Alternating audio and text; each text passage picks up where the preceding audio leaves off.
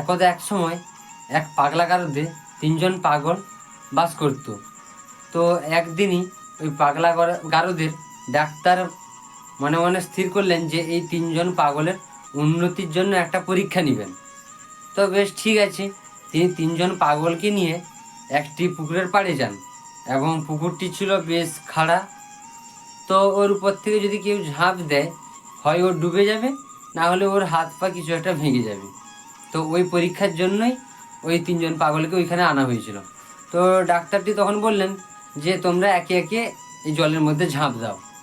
তো যদি কেউ পুরোপুরি, ডাক্তার এটা জানেন যে যদি কেউ পুরোপুরি সফলভাবে যদি কেউ সুস্থ হয়ে গেছে, তাহলে সে এখানে ঝাঁপ দিবে না। তো প্রথম পাগলটি ঝাঁপ দিয়ে দিল ডাক্তারের কথা মতো, ও তার পা ভেঙে ফেললো। তার কিছুক্ষণ পরে দেখা গেল দ্বিতীয় পাগলটিও ঝাঁপ দিল, তার হাত ভেঙে ফেললো। তো তখন তৃতীয় পাগলটি আর মোটেও ঝাঁপ দেয় না, সে সেখানে চুপটি মেরে বসে থাকে। তো তখন ডাক্তার তাকে চিৎকার করে বলে উঠলেন, আমি একজনকে সুস্থ করতে পেরেছি। তো হোক, ঠিক আছে, আনন্দে মাতোহারা। তার কিছুক্ষণ পরে তৃতীয় পাগলটি যেটি বসেছিল তাকে জিজ্ঞেস করলেন, আচ্ছা আপনি কেন ঝাঁপ দিলেন না? তখন ওই পাগলটি বলে ওঠে, আসলে স্যার আমি তো সাঁতার জানি না, আমি ঝাঁপ দিব কি করে, আমি তো ভয়ে এখানে বসে আছি। ভিডিওটা ভালো লাগলে অবশ্যই লাইক করবেন, কমেন্ট করবেন, শেয়ার করবেন এবং সাবস্ক্রাইব করতে ভুলবেন না।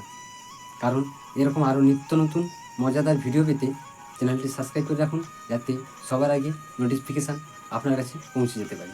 ধন্যবাদ।